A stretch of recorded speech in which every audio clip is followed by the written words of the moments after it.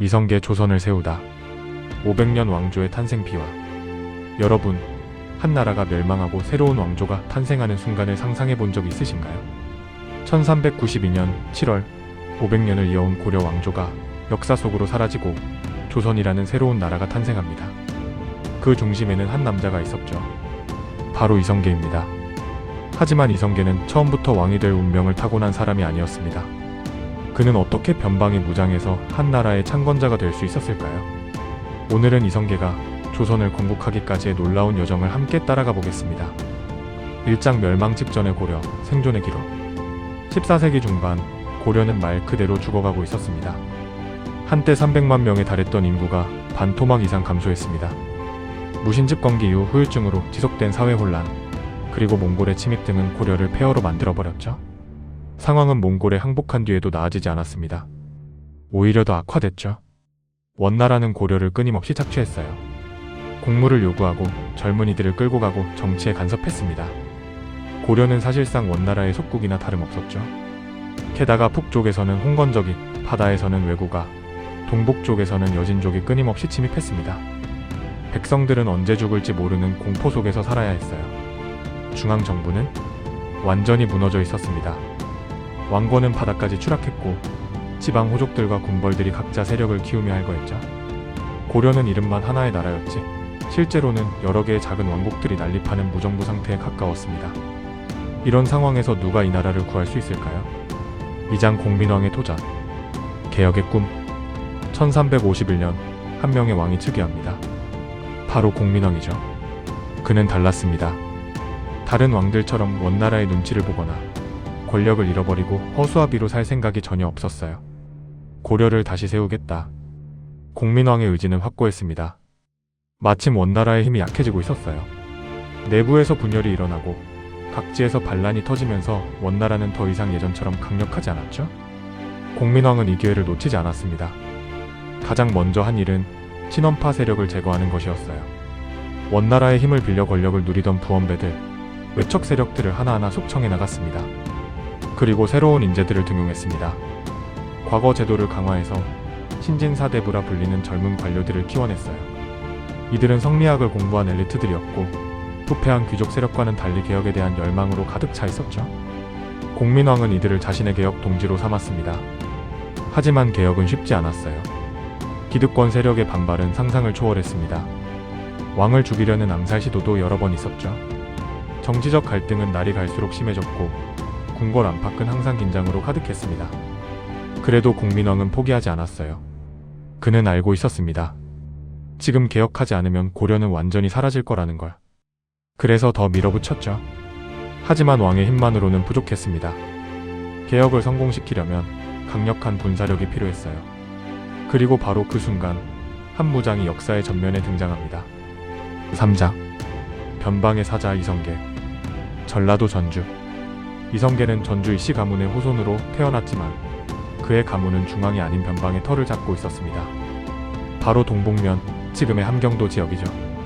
왜 변방이었을까요? 이성계의 조상 이한사는 원나라의 천호장이었습니다. 몽골 지배 시절 그는 1000명의 군사를 이끄는 장교였죠. 그리고 그 군사 조직이 바로 카별초의 시작이었습니다. 카별초? 이 이름을 기억해두세요. 이것이 바로 이성계의 가장 큰 무기이자 조선 건국의 핵심 동력이 될 테니까요. 카별초는 일반적인 군대가 아니었습니다. 이것은 사병이었어요. 국가의 군대가 아니라 이성계 가문의 개인 군대였죠. 규모는 1000명에서 많을 때는 3000명까지 늘어났습니다. 당시 고려 전체 군사력을 고려하면 엄청난 규모예요. 더 중요한 건 전투력이었습니다. 카별초는 100년 이상 동북면에서 여진족, 몽골군, 왜구와 싸우며 단련된 최정예 부대였어요. 실전 경험이 풍부했고 충성심도 강했죠. 그들은 나라가 아니라 이성계 가문에 충성했습니다. 이성계는 이 강력한 군사력을 물려받았습니다. 하지만 무력만으로는 부족했어요. 중앙 정계에 진출하려면 신분 상승이 필요했죠. 이성계는 영리했습니다. 그는 당시 최고 명문가 중 하나인 안동건 씨 가문과 혼인 관계를 맺었어요. 정치적 기반을 다진 거죠. 그의 아들 이방원 역시 중앙 귀족 가문과 결혼하면서 가문의 위상은 더욱 높아졌습니다. 이제 군사력과 정치적 기반을 모두 갖춘 이성계. 역사가 그를 부르기 시작합니다. 사장. 전장의 영웅으로 거듭나다. 1361년 개경이 함락됩니다. 홍건적 10만 대군이 고려의 수도를 점령한 거예요. 공민왕은 황급히 남쪽으로 피난을 가야 했고 백성들은 학살당했습니다. 고려는 패닉 상태였습니다. 이때 내가 가겠습니다. 이성계가 나섰습니다. 그는 가별초를 이끌고 개경 탈환 작전에 선봉에 섰어요. 전투는 치열했죠. 하지만 이성계의 군대는 달랐습니다. 훈련된 기동력과 정확한 궁술로 홍건적을 압도했어요. 개경은 탈환되었습니다. 이성계의 이름이 고려 전역에 퍼지기 시작했죠. 1362년 이번에는 여진족 나하추가 쳐들어왔습니다. 또다시 이성계가 출전했어요. 그는 나하추의 군대를 격파하며 동북면의 안정을 지켰습니다. 1370년대에는 요동정벌에 참여했죠. 이성계는 단순히 용맹한 장수가 아니었습니다. 그는 전략가였어요. 병사들의 사기를 높이는 방법을 알았고 지형을 이용한 전술에 능했습니다. 무엇보다 그의 활솜씨는 전설이었죠. 백발백중이라는 말이 그를 따라다녔습니다. 승리가 계속되면서 이성계의 정치적 영향력도 커졌습니다. 공민왕은 그를 신뢰했고 신진 사대부들도 그에게 주목하기 시작했어요. 특히 정몽주와의 만남은 중요했습니다. 이생 역시 이성계를 높이 평가했습니다. 그는 이성계에게 자화호를 지어줄 정도로 그를 존중했어요. 무장이 아니라 하나의 인격체로 대우한 거죠. 1380년대 후반 이성계는 정도전을 만납니다. 정도전은 달랐어요. 그는 단순히 개혁을 꿈꾸는 사대부가 아니었습니다. 그는 새로운 나라를 설계하는 사상가였죠. 성리학에 기반한 이상적인 국가를 만들고 싶어 했어요. 장군 고려는 이미 끝났습니다. 새로운 나라가 필요합니다. 정도전의 말에 이성계는 흔들렸을까요? 아니면 이미 그 생각을 하고 있었을까요? 역사는 명확하게 말해주지 않습니다. 하지만 분명한 건 이 둘의 만남이 조선 건국의 출발점이었다는 거예요. 오장 운명의 결단. 위화도 회군. 1388년 고려 조정은 중대한 결정을 내립니다. 요동정벌. 당시 원나라가 무너지고 명나라가 들어서면서 요동 지역에 영유권 문제가 불거졌어요.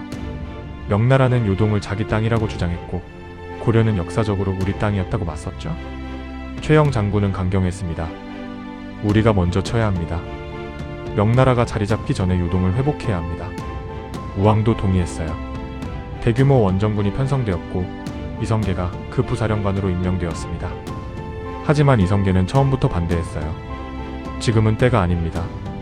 명나라는 새로 건국된 나라라 기세가 등등합니다. 우리 병사들은 지쳐있고 보급도 부족합니다. 게다가 장마철인데 어떻게 싸우겠습니까? 이성계는 사불가론을 제시했습니다. 작은 나라가 큰 나라를 치는 것, 농번기에 군사를 동원하는 것, 온 나라가 출병하는 사이 왜구가 침입할 위험, 그리고 장마철에 전쟁을 하는 것, 이 네 가지가 불가능하다는 논리였죠. 하지만 최영은 듣지 않았습니다. 명령이다. 출병하라. 이성계는 어쩔 수 없이 군대를 이끌고 북상했습니다. 군사들의 사기는 바닥이었어요. 우리가 왜 명나라와 싸워야 하는데? 비가 계속 오는데 어떻게 싸우라는 거야? 이건 죽으러 가는 거나 마찬가지야. 압록강하구의 위화도에 도착했을 때 상황은 최악이었습니다. 장마로 물이 불어나 길이 막혔고 보급품은 떨어졌어요. 병사들은 굶주렸고 사기는 완전히 꺾여 있었죠. 이성계는 장수들을 모았습니다. 이대로 가면 우리 모두 죽는다. 선택해야 한다. 조민수, 조준, 남은 등 주요 장수들이 모두 동의했어요. 회군합시다. 개경으로 돌아가 상황을 바로잡아야 합니다. 1388년 5월 이성계는 역사적 결단을 내립니다. 위화도 회군. 군대를 돌려 개경으로 향한 거예요. 이건 단순한 철수가 아니었습니다. 왕명을 거부하고 수도로 진격하는 쿠데타였죠. 소식을 들은 최영은 분노했습니다. 역적이다. 이성계를 잡아라. 하지만 이미 늦었어요. 이성계의 군대는 개경에 무혈 입성했습니다. 최영은 체포되었고 곧 처형당했죠. 우왕은 폐위되었습니다. 새로운 왕으로 창왕이 즉위했지만 실권은 완전히 이성계에게 넘어갔어요. 이 사건으로 이성계는 고려 최고의 권력자가 되었습니다. 이제 남은 건 한 가지뿐이었죠. 왕위. 육장 최후의 장애물 정몽주의 비극. 하지만 한 사람이 남아있었습니다. 정몽주. 이성계의 오랜 친구이자 동지였던 그는 점점 다른 길을 걷고 있었어요. 정몽주는 개혁가였지만 혁명가는 아니었습니다. 고려를 개혁해야 합니다. 하지만 왕조를 바꿀 수는 없습니다. 그건 신하로서에서는 안 될 일입니다. 정몽주는 움직였습니다. 하지만 계획은 실패했고 오히려 정몽주가 위험해졌습니다. 이방원은 고민했습니다.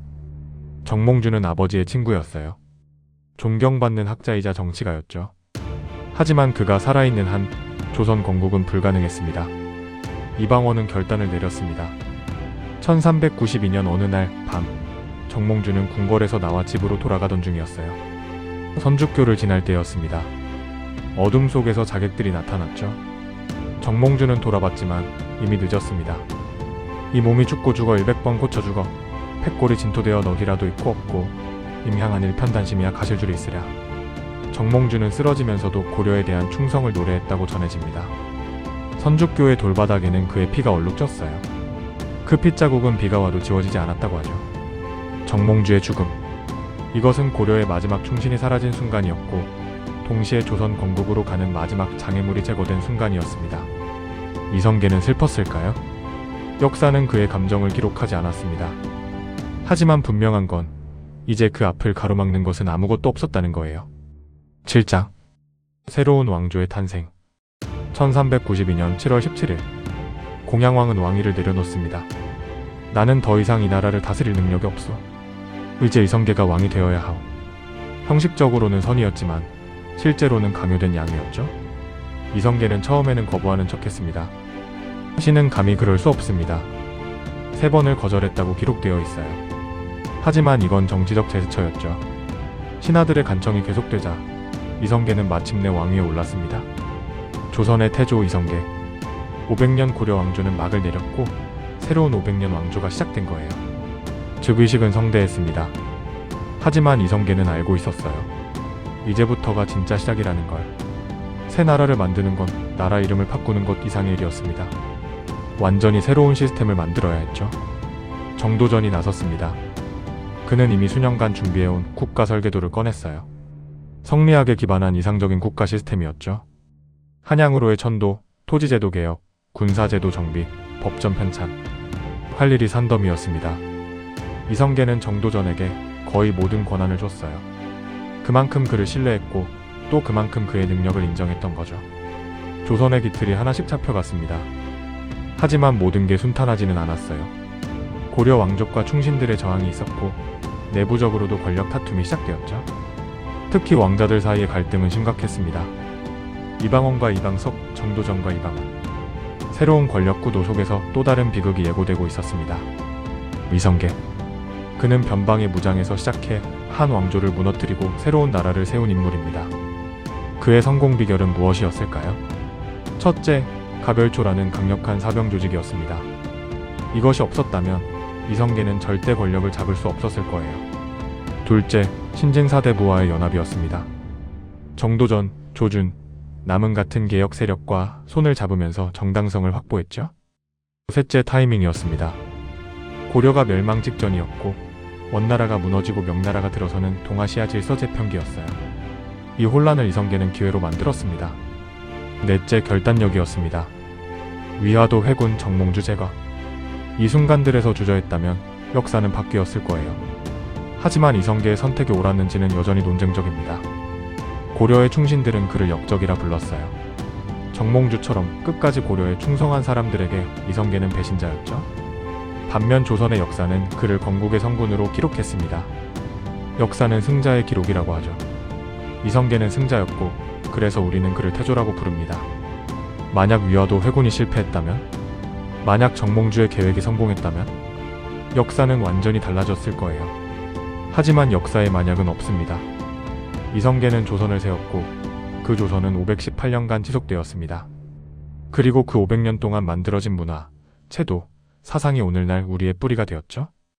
변방의 무장 이성계. 그의 선택 하나하나가 우리의 역사를 만들었습니다. 역사는 단순히 과거의 기록이 아닙니다. 그 안에는 선택과 결단, 야망과 배신, 우정과 비극이 모두 담겨 있어요. 오늘 영상 어떠셨나요? 구독과 좋아요, 알림 설정 부탁드려요. 시청해주셔서 감사합니다.